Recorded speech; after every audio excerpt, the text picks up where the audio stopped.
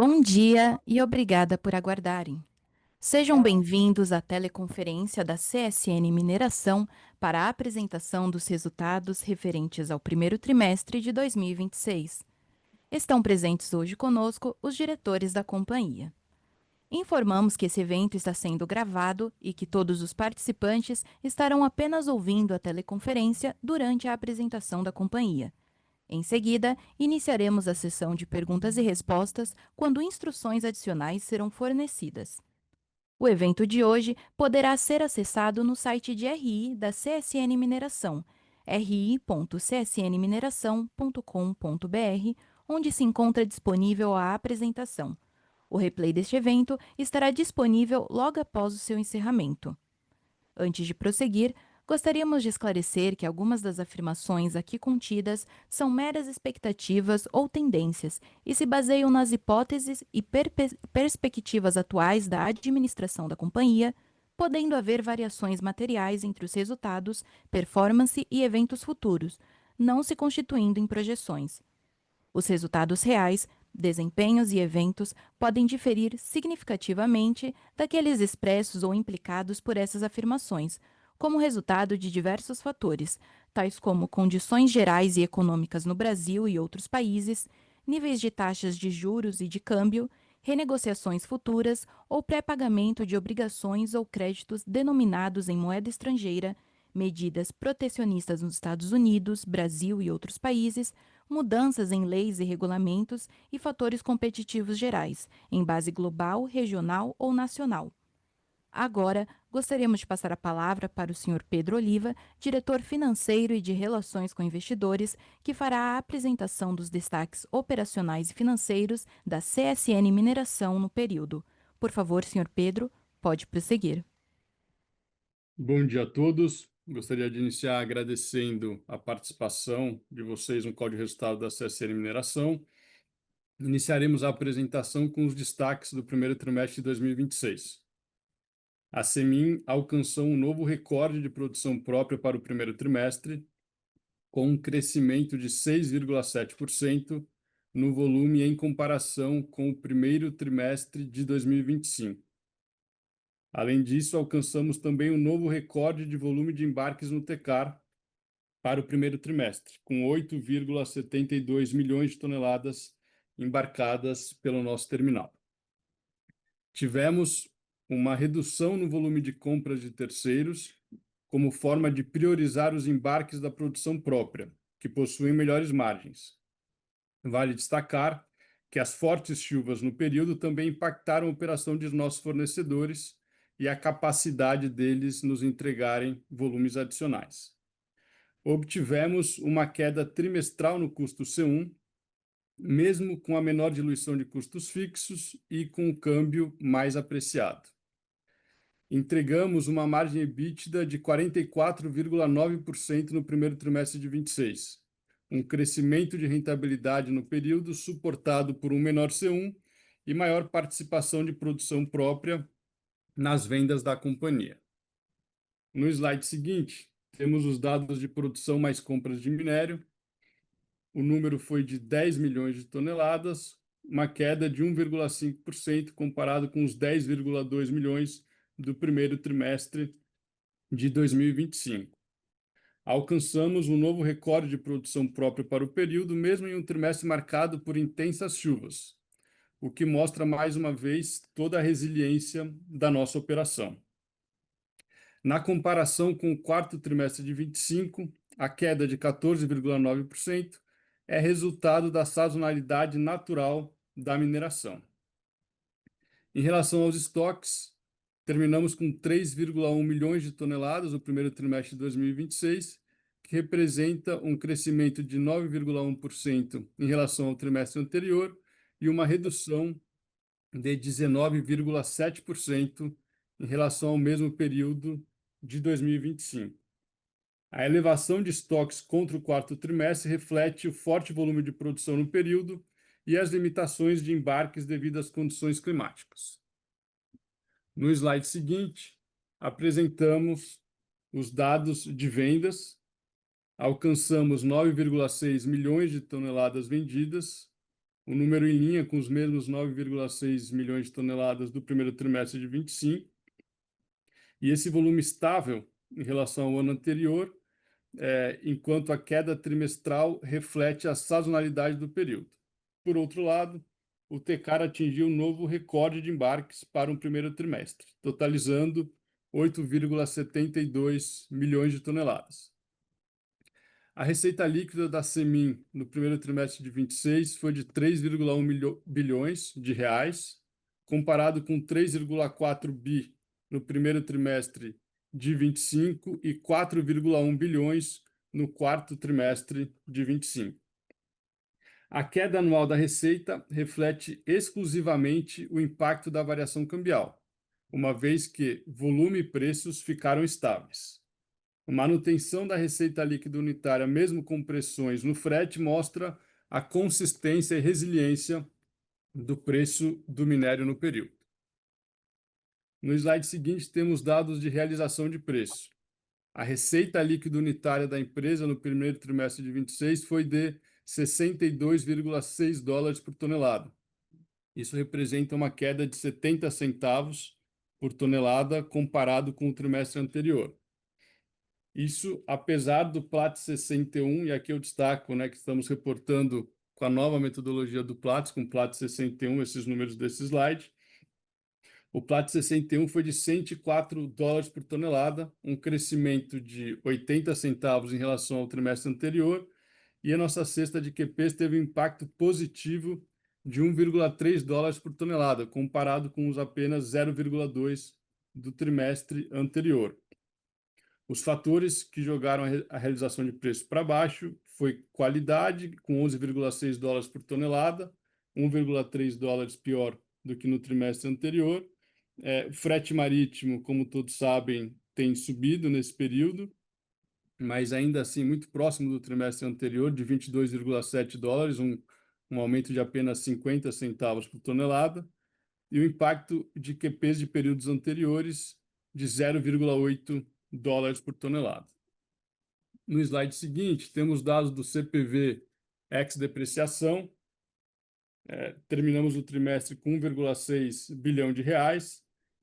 Isso representa uma queda de 26% em relação ao trimestre anterior e de 13% em relação ao mesmo período de 2025. Essa queda expressiva no CPV na comparação anual e trimestral reflete o menor volume de compras de terceiros no período. O EBITDA ajustado atingiu 1,42 bilhão de reais, com margem de 44,9% no período. Esse aumento na rentabilidade reflete o controle de custos e melhora no mix de vendas, com aumento da participação de produção própria. Em relação à reconciliação do EBITDA ajustado, partimos de um EBITDA no quarto trimestre do ano passado de 1,76 bilhão de reais e tivemos uma queda para 1,42 bilhão de reais no primeiro trimestre de 26. Essa queda, quando comparado com o trimestre anterior, é resultado direto da sazonalidade, com o menor volume apresentado no período. Adicionalmente, o desempenho também foi impactado pelo aumento no frete e pelo impacto negativo das cargas expostas a períodos rotacionais futuros. Por outro lado, o melhor mix de vendas compensou parcialmente esses efeitos. O impacto positivo no aumento do volume de produção própria foi de 95 milhões de reais, ajudando a suportar o bom resultado do primeiro trimestre. Em relação aos investimentos, alcançamos 431 milhões de reais no primeiro trimestre de 26, com 272 milhões de continuidade operacional e 159 milhões de expansão dos negócios. Esses 431 milhões representam uma queda de 51% em relação ao trimestre anterior e um crescimento de 14,3% em relação ao mesmo período de 2025. A forte queda trimestral reflete a menor execução de CAPEX no período chuvoso, enquanto o crescimento anual de 14,3% é resultado do avanço na execução dos projetos estruturantes, com destaque para a expansão das obras de infraestrutura e civil da P15, além dos desembolsos para aumentar a eficiência operacional que tem resultado nos sucessivos recordes operacionais da empresa nos últimos trimestres. Em relação ao capital de giro, no primeiro trimestre de 26, o capital circulante líquido foi positivo em 1,2 bilhão de reais, um crescimento significativo em relação ao quarto trimestre de 25 e o primeiro tri de 25, como resultado principalmente da forte diminuição da linha de fornecedores, em função do menor volume de compras de terceiros e da priorização da empresa em embarcar sua produção própria. No slide seguinte, temos as informações do perfil de endividamento da empresa. A CSN Mineração encerrou o primeiro trimestre de 26 com 8,9 bilhões de reais em disponibilidades, o que representa uma estabilidade em relação ao trimestre anterior. A dívida líquida, por sua vez, caiu para 683,1 milhões de reais no período, com o indicador de alavancagem medido pela relação dívida líquida EBITDA dos últimos 12 meses permanecendo em 0,11 vezes. Com isso, a companhia segue com uma estrutura de capital sólida para fazer frente a seus projetos de expansão de capacidade, em especial a P15. No slide seguinte, temos os dados do fluxo de caixa ajustado, que ficou negativo em 520 milhões de reais no primeiro trimestre de 26, um resultado que reflete a sazonalidade com menores volumes, além de um maior consumo de capital de giro e do impacto do resultado financeiro. No próximo slide, temos dados do lucro líquido. A companhia registrou 222 milhões de reais no trimestre de lucro líquido, revertendo o prejuízo verificado no mesmo período de 2025. Por sua vez, a redução em relação ao quarto trimestre de 25 é resultado direto da sazonalidade do negócio e das maiores despesas financeiras relacionadas à variação cambial, que no quarto trimestre a variação cambial teve impacto positivo no caixa em reais, né? O caixa que a empresa tem em dólares, quando convertido para real, teve impacto positivo no nosso lucro líquido. Como de costume, concluímos os destaques do trimestre com os nossos temas de ESG. Em barragens, eu destacaria que em março a ANM renovou as declarações de estabilidade para todas as barragens da CEMIG.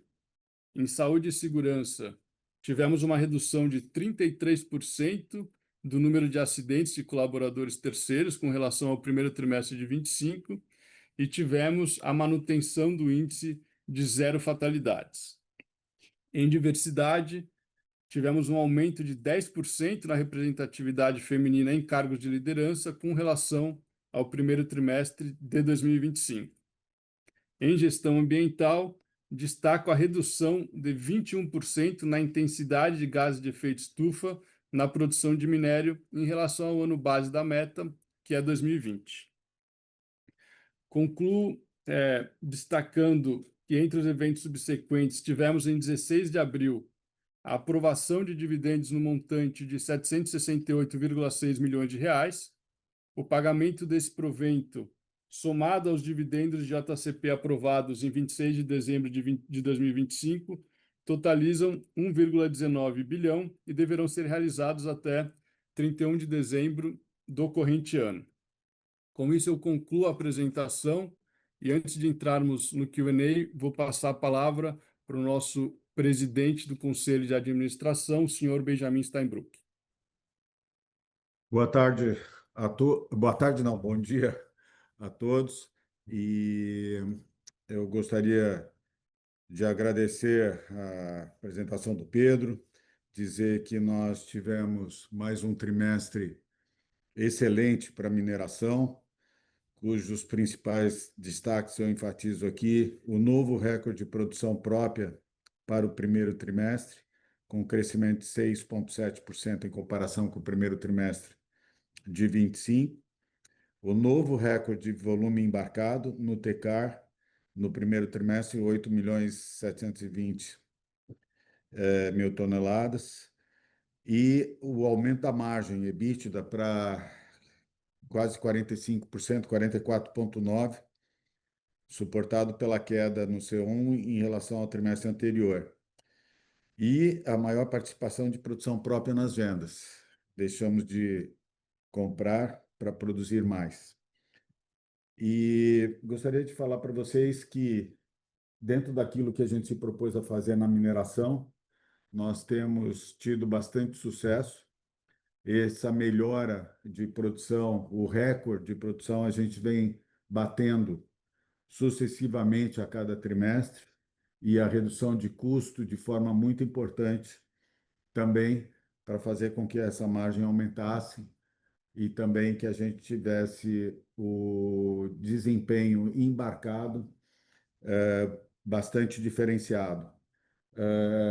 Eu gostaria de agradecer à equipe da Semin como um todo, do ponto de vista da produção, o Carlos e o Cláudio e a toda a sua equipe, pelo esforço sucessivo que eles vêm fazendo de aumentar a produção a cada trimestre, e a redução de custos, e também ao pessoal do Porto, pelo embarque que a gente vem conseguindo fazer, num trimestre em que nós tivemos chuvas, não só em termos de quantidade muito maior, e, mais importante do que isso, pancadas muito, muito fortes. Ou seja, teve dias que nós tivemos uma verdadeira tempestade na mina, em janeiro e fevereiro, basicamente, o que, como vocês sabem, atrapalha muito toda a parte operacional, tanto de produção quanto de transporte e embarque.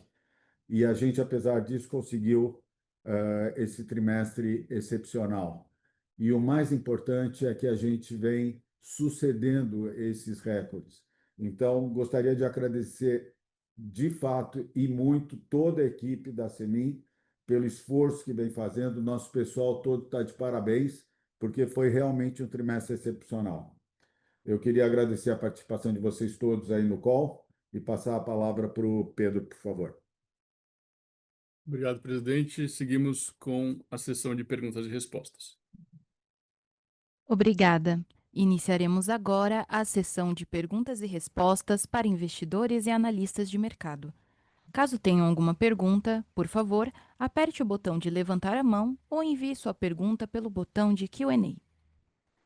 A nossa primeira pergunta vem do senhor Rafael Barcelos, do Bradesco BBI. Por favor, pode prosseguir.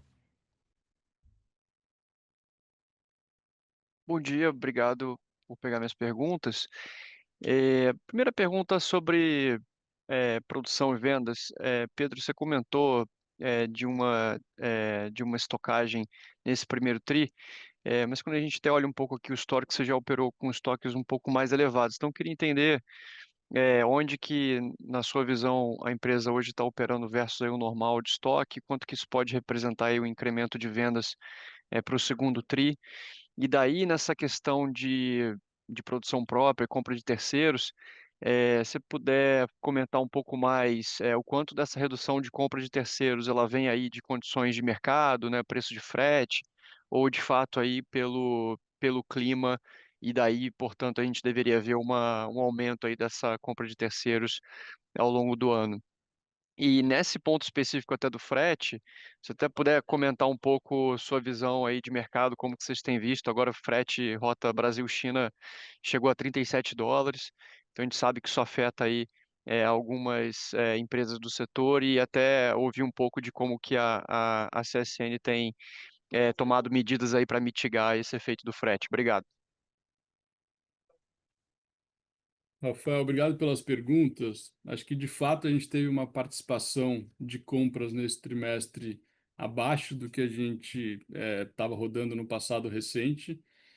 Acho que isso tem a ver com dois fatores, né? Acho que essa performance excepcional na mina, né, nos permitiu ter um aumento expressivo de volume de produção própria. Então, acho que teve aqui uma priorização da utilização do sistema logístico para a produção própria, mas acho que teve também as dificuldades, né, dos nossos fornecedores, muito associado com o clima, Rafael. Acho que menos aqui com uma questão econômica de viabilidade das operações deles. Acho que a gente opera em Minas Gerais, como vocês sabem. Acho que todos acompanharam o noticiário, né, do que aconteceu, por exemplo, em Juiz de Fora, que não é tão distante das nossas operações. Acho que demonstra o contexto, né, e o desafio que as nossas equipes enfrentaram nesse começo do ano. mas felizmente essa performance excepcional da mina nos permitiu focar no escoamento da nossa própria produção, e acho que isso coincidiu, né, com a maior dificuldade de entregas dos nossos fornecedores. Então, acho que naturalmente acabou acontecendo essa redução de compras. Mas eu acho que para frente, né, acho que os nossos fornecedores estão em condições, né, melhores agora climáticas, têm operações de bastante sucesso e estamos confiantes que iremos aumentar de maneira relevante o recebimento de compras agora no segundo trimestre. Em relação à questão dos estoques, acho que, de fato, quando você olha a evolução nos últimos trimestres, a companhia tem operado com um patamar mais baixo, né? Acho que esse aumento no primeiro TRI foi algo pontual relacionado a essa performance excepcional da mina e mesmo com o recorde, né, que a gente teve para um primeiro trimestre no Tecar, ainda assim é um embarque menor do que a gente vai ter, né, no segundo e no terceiro trimestre, mesmo no quarto trimestre. Então, acho que nossa busca aqui, Rafael, vai ser por seguir liberando capital de giro, e acho que uma das frentes para isso vai ser seguir avançando na redução dos estoques, como a gente fez ao longo de 2025. Em relação ao frete, acho que de fato você tem uma dinâmica que do lado da demanda, você tem uma demanda forte, né, por navios, vindo do aumento do mercado seaborne de minério de ferro. Acho que year to date está crescendo 18 milhões de toneladas, nosso mercado. Você tem uma pressão vindo também da questão da bauxita na Guiné, né, que nos últimos trimestres também representou um crescimento importante de demanda por navios Capesize, que é um navio que a gente utiliza para transportar nossas cargas de minério para os mercados de destino. E enquanto a gente seguir assistindo, né, a questão do conflito no Oriente Médio, o fechamento do estreito, mesmo que parcial, né, isso acaba tendo um impacto importante no preço do petróleo, e eu acho que isso deve sustentar os valores elevados de bunker, né, e com isso sustentar esse C3 nesse patamar acima de $30. Como você falou, ontem estava 37,1 dólares, hoje caiu marginalmente para 36,9, mas realmente é um patamar que fazia um tempo que a gente não via.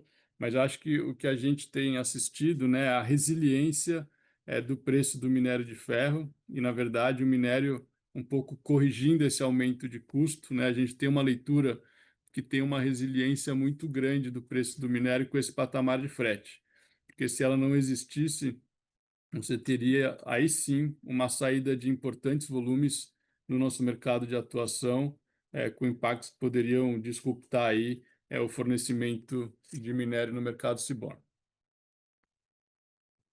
Perfeito, obrigado, Pedro. Nossa próxima pergunta vem do senhor Gabriel Ricardo Monegaglia do Safra. Por favor, pode prosseguir.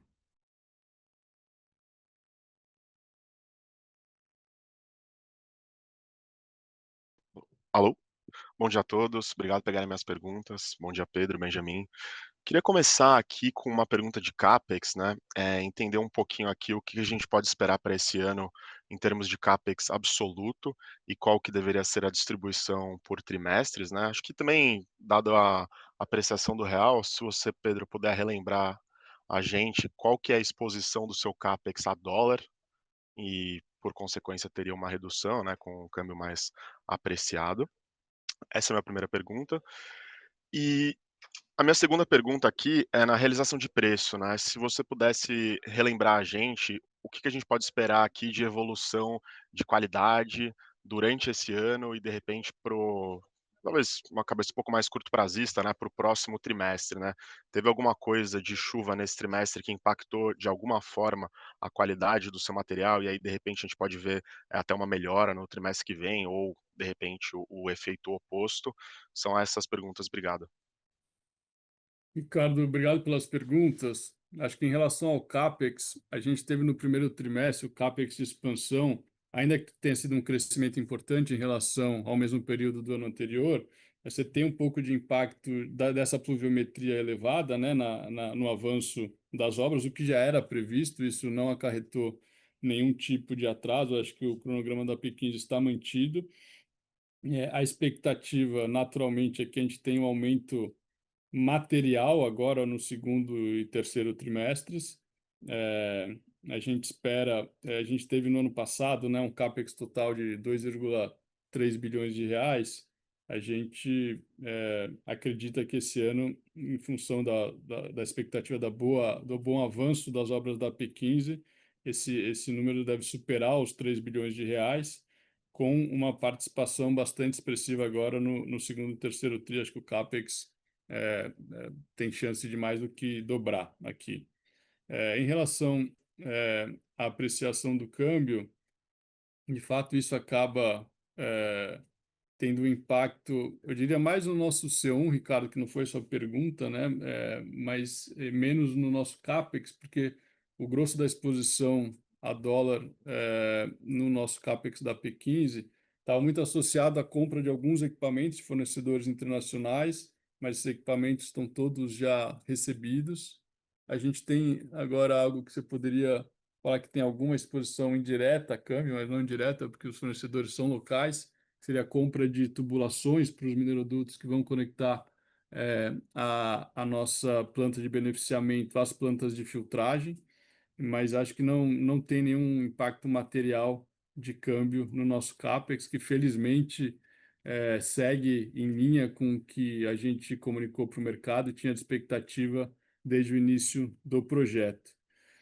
Em relação à realização de preço, nossa expectativa é que a qualidade fique nesse patamar, né? Como a gente vinha comentando, quando a gente estava usando o Platts 62, né? A gente falava algo aí entre 10 e 15 dólares. Acho que aqui a gente teve esses 11,9 de sílica, mas assim, do ponto de vista da qualidade, muito em linha com o que a gente estava performando, Ricardo. E aí essa variação no número em si depende mais das condições de mercado e da distribuição das cargas ao longo do ano. A gente não espera que tenha assim variações materiais até a entrada da P15 no final do ano que vem, quando aí sim a companhia passa a operar com uma qualidade materialmente superior e, portanto, esses ajustes de qualidade tendem a, no futuro próximo, se tornarem, né, prêmio de qualidade. Excelente. Obrigado, Pedro. Nossa próxima pergunta vem do senhor Gabriel Barra, do Citi. Por favor, pode prosseguir.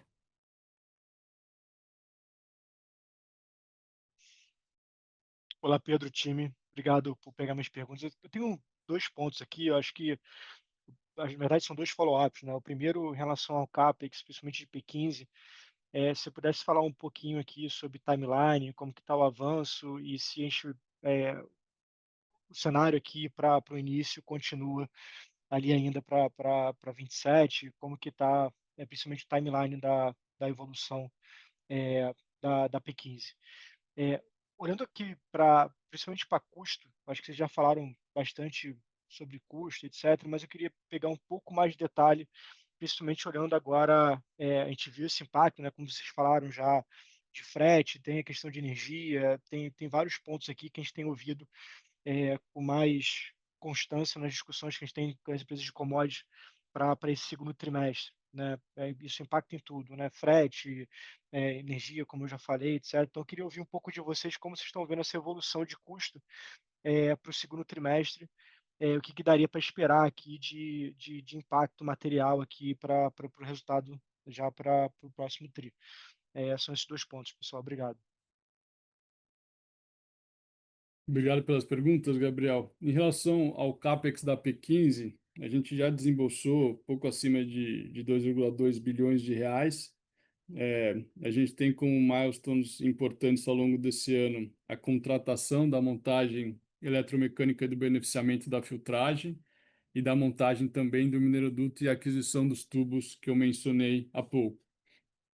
A gente teve no primeiro trimestre tanto a questão do impacto das chuvas que eu já mencionei, mas uma situação em que a gente já tinha concluído boa parte da infraestrutura e estava num ritmo de diminuição do ritmo das obras de infraestrutura, e as obras civis, né, que sucedem, estavam sendo mobilizadas, então com uma realização ainda muito pequena ao longo do primeiro tri. Por isso que o avanço agora em velocidade máxima das obras civis que devem levar esse CAPEX para um outro patamar.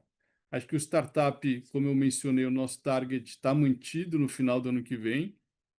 Naturalmente, um projeto dessa magnitude tem grandes desafios, né, no nosso país de não ter atraso, mas felizmente, desde o final de 2024, né, no CSND de 2024, a gente já tinha apontado para esse target de final de 27, e desde então temos mantido essa data, tá? Acho que em relação aos custos, acho que de fato, né, você tem uma situação em que esse aumento do preço do petróleo gerou um aumento expressivo no custo do frete, né? Acho que em 28 de fevereiro, logo antes do início do conflito, a rota C3 estava a 23,45 dólares por tonelada. É verdade que no segundo tri, do ponto de vista sazonal, já esperava-se, né, um aumento no preço do frete, mas com certeza não na magnitude que se verificou, né? Hoje, com o frete a 36,9 dólares, você teve um aumento aí de 13,45 dólares por tonelada. Mas como a gente comentou, né, Gabriel, acho que felizmente o preço do minério acompanhou essa subida do custo do frete. Hoje você tem aí o Platts 61 a 111,50 dólares, e se ajustar pelo spread do 62, a mais de 114 dólares, né? Então aqui a gente teve um aumento do Platts em 11,8 dólares por tonelada nesse mesmo período, praticamente compensando esse aumento do custo do frete. Então a gente está assim com uma leitura positiva do mercado. A gente acredita que esse patamar para um C3 acima de 30 dólares, o Platts deverá ficar acima de 110 dólares.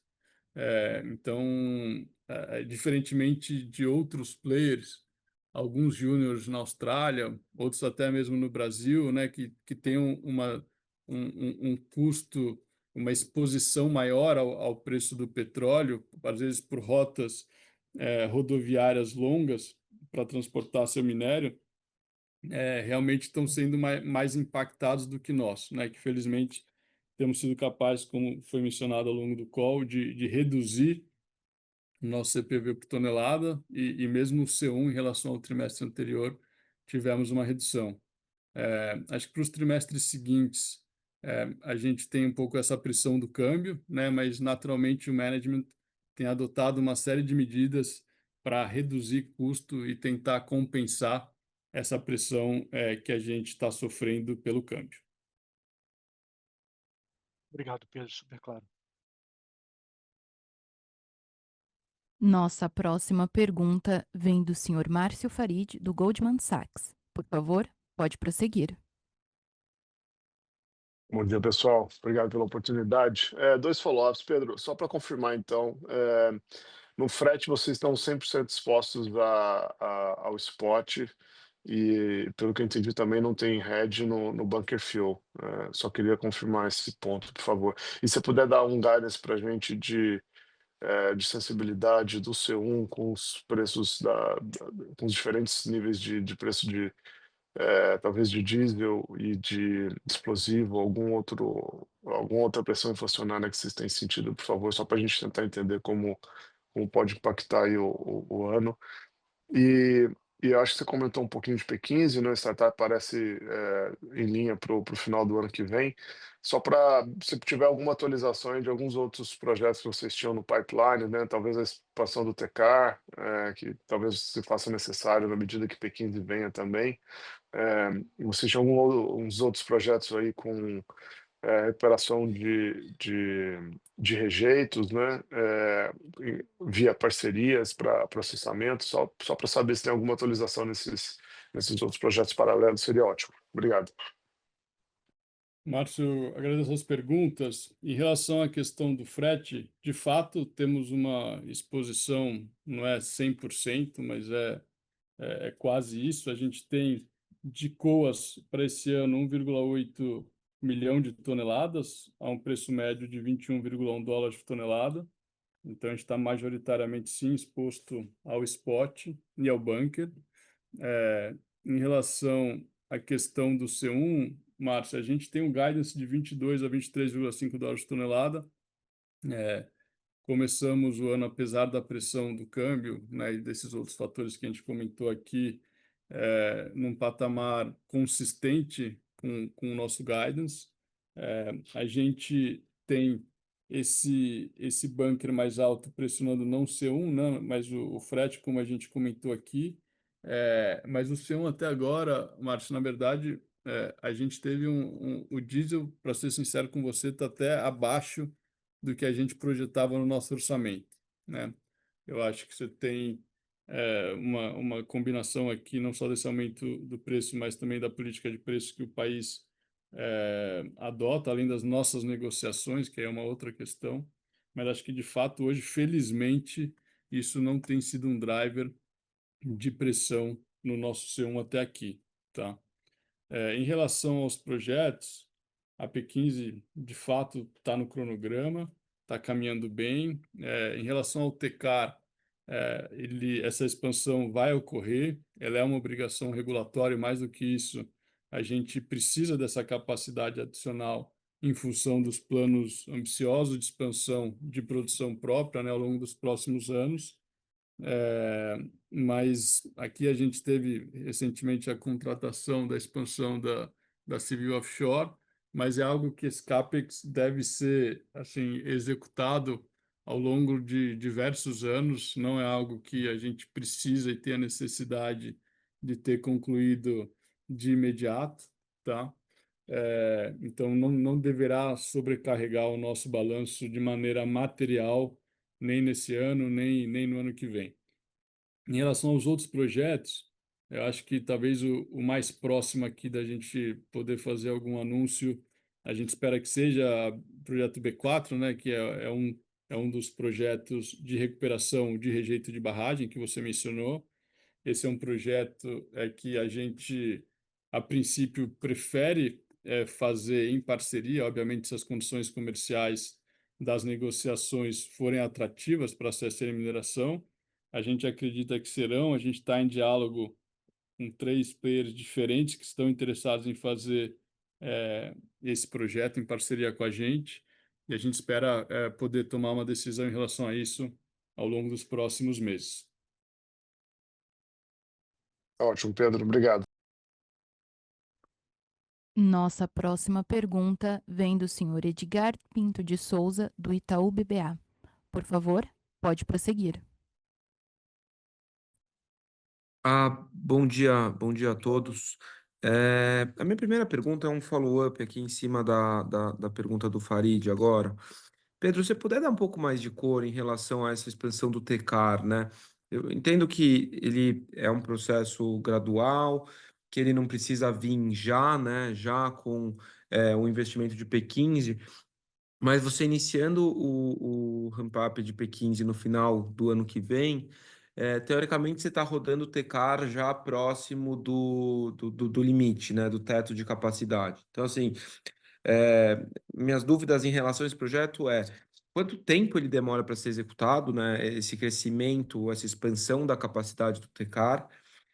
Se ele não vier na mesma velocidade do ramp-up da P15, que alternativas que vocês fariam? Seria embarcar isso via outros portos? Seria reduzir volume de terceiro e aí mais volume próprio? Quanto tempo esse projeto em si demoraria para ser executado? Acho que esses são os pontos em relação ao TECAR aqui. Inclusive, aproveitando que a gente tá falando de TECAR, se tem algum update em relação ao carve-out do TECAR, se isso é algo que está sendo perseguido ou não é uma prioridade agora da companhia, até na agenda de desinvestimento da holding. E meu segundo ponto, Pedro, assim, acho que bem rápido, vocês têm nas minhas contas algo próximo de 7 7 milhões e meio de toneladas de pré-pagamento vencendo ao longo desse ano, né? A gente já viu um pouco de pré-pagamento acontecendo, de renovação desses contratos no primeiro TRI. Eu queria só entender quanto que vocês esperam de renovação ao longo desse ano, se é basicamente esse volume de 2026 vencendo, ou tem espaço para fazer um pouco mais. No ano passado tinha descasado um pouco no final do TRI passado, e se tem algum timeline, se vocês pretendem fechar isso mais no começo do ano, talvez já no segundo TRI, se você puder dar um pouco de cor aqui em relação aos pré-pagamentos, ajuda bastante. Obrigado. Obrigado pelas perguntas, Edgar, por ter a oportunidade de dar um pouco mais de cor em relação ao TECAR, né? O TECAR é uma concessão, acho que a gente teve ela renovada recentemente. Associado a essa renovação tem esse plano e essa obrigação da expansão da capacidade para 60 milhões de toneladas.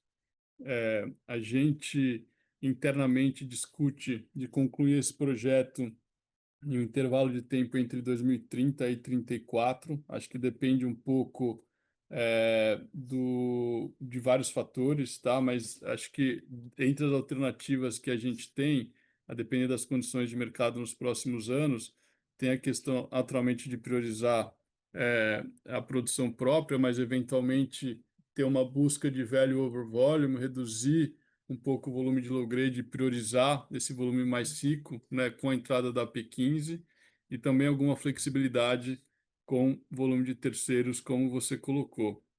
De qualquer forma, a gente acha que o Tecar, né, ele é um ativo excepcional do grupo. Aí, entrando um pouco na sua segunda pergunta do carve-out, a gente enxerga sobre a ótica da Semin que essa estruturação do veículo de infraestrutura do grupo, com detalhes ainda sendo definidos ao longo dos próximos meses, destrava o valor do equity dos nossos acionistas em função de uma expansão de múltiplo para um EBITDA que estaria sendo deslocado de uma empresa A para uma B, né? Então, acho que aqui a ideia é simplesmente maximizar o valor para os nossos acionistas, dados os ativos que a gente tem no nosso portfólio. Em relação ao pré-pagamento, a gente tem, ao longo de 2026, o vencimento de 15,48 milhões de toneladas, das quais, de fato, parte disso já venceu, Edgar. Se a gente assumisse que fosse linear, esses seus 7,5 milhões de toneladas é o número, é o ballpark number mesmo para o segundo semestre de 26, tá? A gente já rolou, né, ou contratou um novo pré-pagamento no montante de 300 milhões de dólares, agora no primeiro trimestre de 26, como a gente vinha comunicando, né, para o mercado que o faria. A gente tem, do ponto de vista financeiro, ao longo de 26, né, para o ano inteiro, o vencimento de 666,1 milhões de dólares de pré-pagamento. Então, a gente já rolou 300 desses 666. Então, acho que até o final do ano a gente espera fazer novas operações de aproximadamente esse valor remanescente de 366 milhões de dólares. Não necessariamente de maneira linear ao longo do ano, né? Você vê que a gente rolou já quase metade desse valor no primeiro TRI, mas é o que a gente espera fazer ao longo de 2026. Perfeito, Pedro. Só um follow-up ainda no Tecar.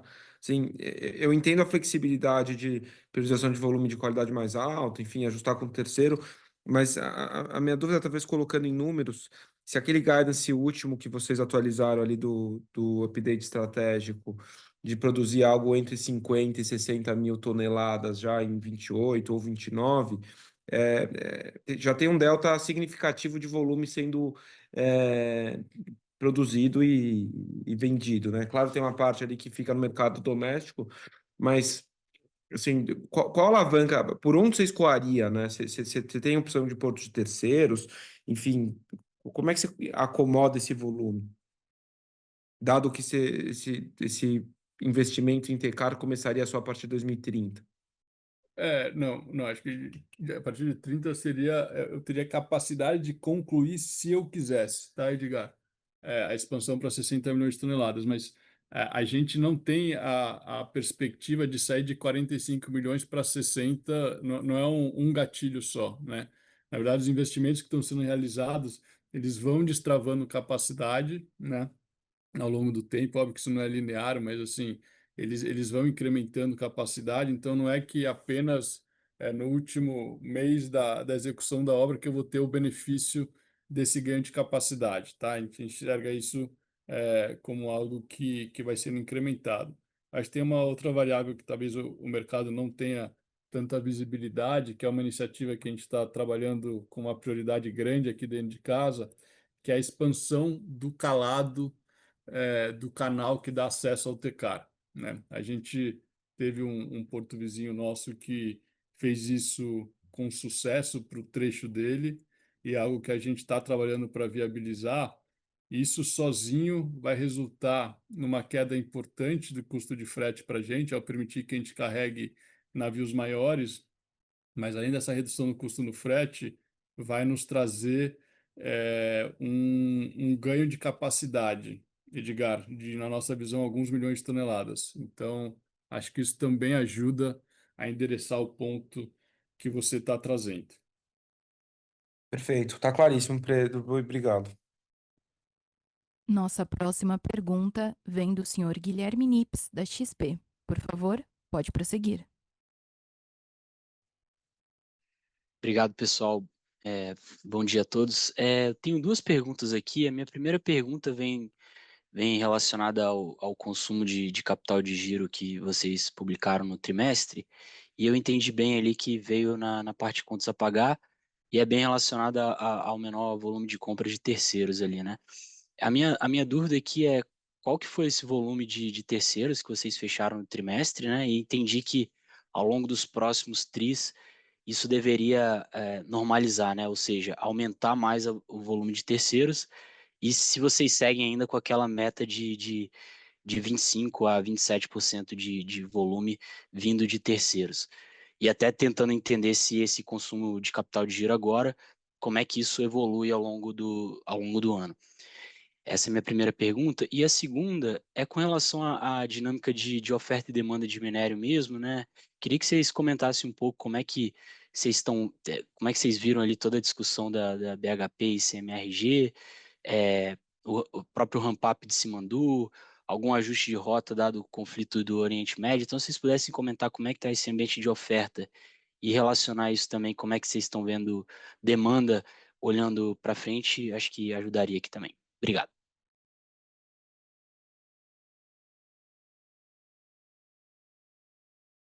Guilherme, em relação aos pontos que você trouxe, acho que na questão de compra de terceiro, né, que impactou o nosso capital de giro, a gente teve um volume de fato bastante baixo esse ano, no primeiro trimestre, de 2,1 milhão de toneladas. Pra você ter uma ideia, quando a gente compara com o quarto TRI, que a gente fez 3,3 milhões de toneladas, é uma queda de quase aproximadamente 30%, né?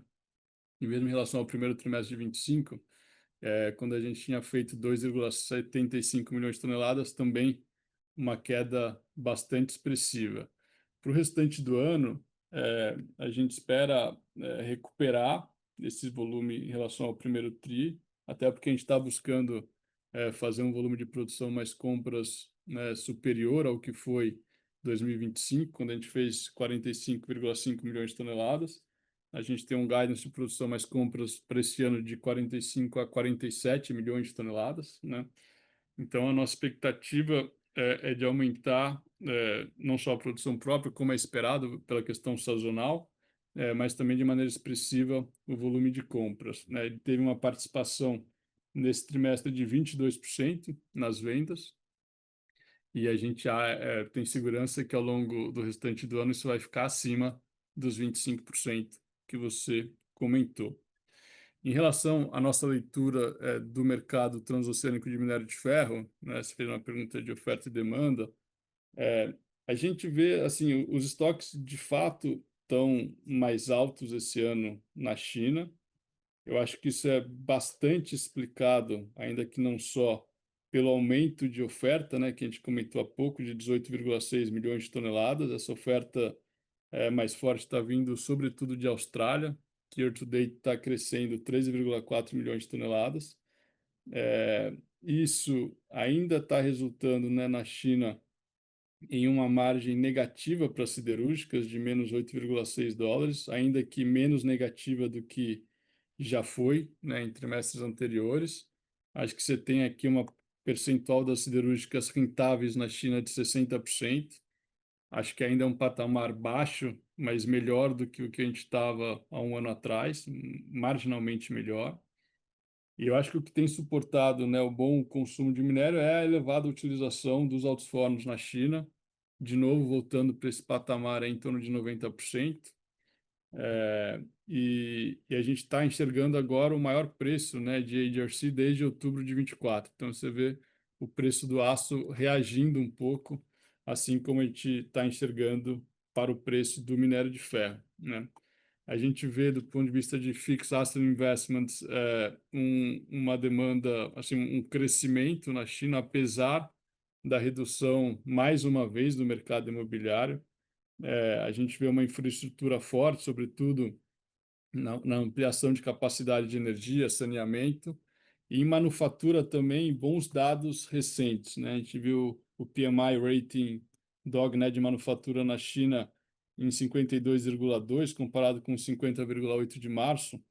É a maior alta mês contra mês nas condições de manufatura na China desde dezembro de 2020, né? Então, apesar de um ambiente macro não tão favorável, a gente começa a enxergar alguns dados animadores no mercado chinês. Acho que a exportação indireta de aço na China segue muito forte. Na verdade, de janeiro a março está crescendo mais de 10%. As exportações de automóveis em linha branca, claramente não é só para o Brasil que esses produtos estão chegando, né? Eles estão atingindo diferentes mercados. E, na verdade, a maior destinação dessa exportação indireta de aço na China passou a ser a Europa e o Reino Unido. Do ponto de vista de outros mercados, né, a gente tem uma expectativa ainda positiva na Europa, apesar do dado do último mês não ter sido tão forte em função dos efeitos do CBAM. Acho que Índia e Sudeste Asiático fortes, e isso compensando um pouco a redução que a gente tem enxergado no Japão nos últimos meses. Então, a gente vê mercado ex-China crescendo a demanda algo em torno de 10 milhões de toneladas de importação de minério de ferro. A questão do conflito em si, eu não vou dizer que o efeito é neutro, mas assim, o Irã ele era um exportador importante de minério, e você tinha os outros países da região como um importador importante ali, de algo em torno de 30 milhões de toneladas. Então, o efeito ele não é zero, ele tem algum efeito de volume adicional sendo ofertado em outros mercados que não têm sendo absorvidos pelo Oriente Médio, mas acho que nada material ainda. Mas essa pressão no frete que a gente discutiu, ela acaba impactando mais, é algum tema que a gente não abordou ainda hoje, mercados que utilizam navios de menor capacidade, né, que utilizam Panamax, por exemplo, ao invés de Capesize. Acho que para essas rotas, o impacto do aumento do preço do combustível tende a ser ainda mais acentuado. Então, por exemplo, tem alguns minérios de fornecedores marginais na Índia, por exemplo, que utilizam esse tipo de navio menor, né? Então estão sofrendo mais. E isso é o que, na nossa opinião, vai sustentar o Platts nesse patamar mais elevado ao longo do ano, enquanto os fretes estiverem elevados. Perfeito. Obrigado, Pedro. Você trocou mais dois pontos que eu esqueci de endereçar ainda, que foi a questão da BHP e CMRG, né? Acho que em relação à nossa relação com a CMRG, eles têm sido um bom cliente, não expressivo do ponto de vista de volumes, mas temos negociado cargas a preços de mercado, né? E acho que é uma boa porta de entrada ao mercado chinês. Acho que se mandou até agora com volumes relativamente baixos, como já era esperado, né, pelo consenso de mercado. A gente teve aqui em abril 1,2 milhão de toneladas, então acho que indo para um volume anualizado aí próximo de 15 milhões de toneladas para 2026. Ótimo. Valeu. Obrigado, Pedro. Nossa próxima pergunta vem do senhor Arthur Biscola, do UBS. Por favor, pode prosseguir. Oi, bom dia, pessoal. Obrigado por pegar a minha pergunta. Eu tenho mais dois follow-ups aqui em relação aos contratos de pré-pagamento. No último call, vocês mencionaram que vocês têm conseguido fechar esses contratos de pré-pagamentos com spreads cada vez menores, né? E eu queria entender de vocês, assim, até que ponto essa redução dos spreads é uma função do risco menor de negociar com a Semin ou um sinal mesmo, de fato, de que os clientes estão estruturalmente, assim, mais bullish em minério de alta qualidade, né? E a segunda pergunta que eu tenho aqui em relação a essa questão de funding considerando que vocês mantêm essa política, mantiveram, né, essa política de 100% de pagamento de dividendo, e ao mesmo tempo continuam captando via pré-pagamento, queria entender de vocês se existe uma certa arbitragem assim implícita entre custo de funding e retorno para acionista, né? Em algum momento isso deveria deixar de fazer sentido para vocês ou não? Obrigado. Arthur, obrigado pelos seus pontos. Acho que em relação aos pré-pagamentos, acho que esses prédios menores decorrem não só assim da solidez do balanço da Semin, mas também de sua excepcional performance em cada um desses contratos, né? A gente tem contratos com diferentes contrapartes já há diversos anos, honrando-os de maneira religiosa, né? Com bancos que vêm acompanhado essa boa performance da empresa já há vários anos. Eu acho que aqui tem mais uma função dessa leitura, né, e da valorização desse relacionamento com a Semin, das nossas contrapartes, do que da qualidade do minério, né, que você colocou, dado que, como a gente tem observado nos últimos trimestres, não tem tido uma variação relevante na qualidade, né, e não deve ter até a entrada da P15. Na verdade, o volume da P15 não está comprometido com nenhum desses pré-pagamentos, tá? Em relação à questão dos dividendos, eu acho que, de fato, Arthur, isso tem sido um elemento central que a gente tem comunicado para os nossos investidores desde o roadshow do IPO, né? A gente falou que teria uma política agressiva de pagamento de dividendos e tem, de fato, performado como a gente tinha e segue comunicando. A gente, quando você vê, né, um balanço com uma dívida líquida EBITDA de 0,11 vezes, nos dá conforto de manter essa política agressiva de pagamento de dividendos. A gente acha que isso é um elemento central na tese dos nossos investidores, né, dado o setor que a gente atua, e a gente tem convicção de que deverá manter isso. Isso combinado com o CAPEX mais acelerado nos próximos trimestres para a execução da P15 vai levar sim ao aumento da alavancagem da empresa, mas para um patamar que a gente considera saudável e adequado, inclusive mais eficiente do ponto de vista de estruturação do nosso balanço, né, para resultar em um menor pagamento de R, né? Então a gente acha que a gente vai ter um pouco mais de tax shield, que na nossa opinião faz sentido e é eficiente. Super claro, obrigado, Pedro. Nossa próxima pergunta vem do senhor Rafael Barcelos, do Bradesco. Por favor, pode prosseguir. Obrigado e obrigado por me deixar entrar na fila de novo aqui, tendo em vista que eu já fiz pergunta aqui no início do call. Mas eu só quero aproveitar o espaço para tocar em dois pontos que eu acho que não foram abordados ainda. Pedro, primeiro na P15, o que dentro aqui do cronograma que você tem daqui para frente, quais são os principais fatores de risco ou atenção que vocês monitoram aqui para a execução do projeto ser bem sucedida?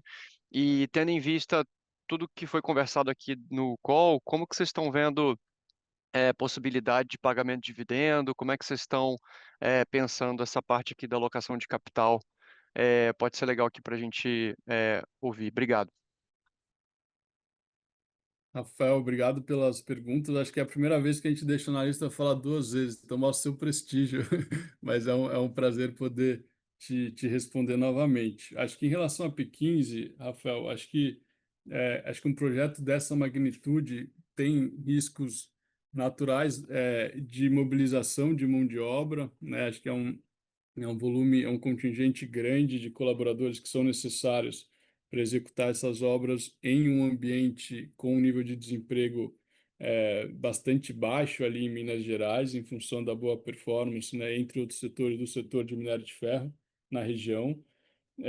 Eu acho que aqui a gente tem um caminho crítico da contratação, mobilização e execução desse pacote super importante, que é o que a gente fala de montagem eletromecânica, que são dois contratos diferentes, um para a planta de beneficiamento e outro para as plantas de filtragem, tanto de rejeito como de produto. E a gente tem a contratação também dessa montagem das tubulações que conectam a planta e o platô de beneficiamento às plantas de filtragem, que ficam com uma distância de em torno de 7 quilômetros uma da outra.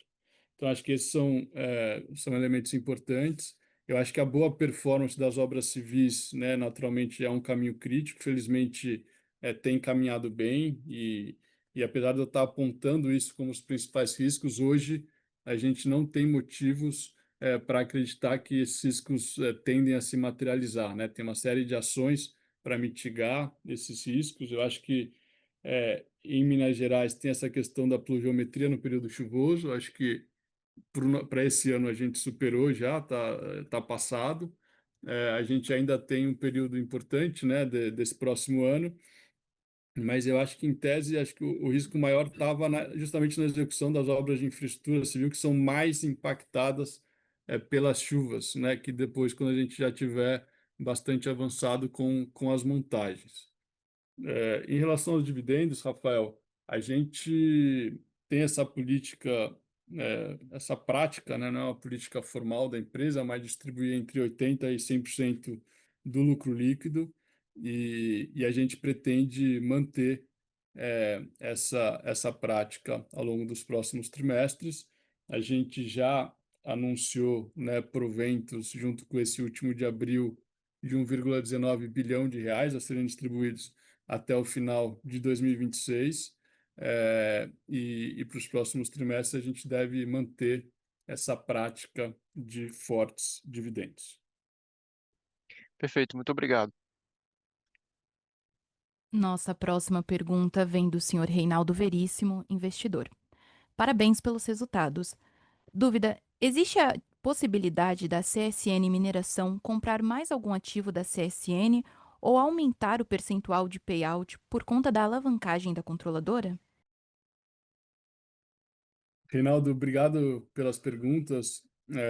Hoje não tem nenhuma discussão madura em relação a esse tema. A gente teve uma aquisição de uma participação importante da MRS, né? Acho que o que foi comunicado pelo grupo de iniciativas, acho que isso foge até um pouco do meu escopo. Eu nem tenho mandato para tratar desse tema, mas o anúncio de janeiro, desculpe, estava focado nos investimentos de cimento, né, e desse veículo de infraestrutura.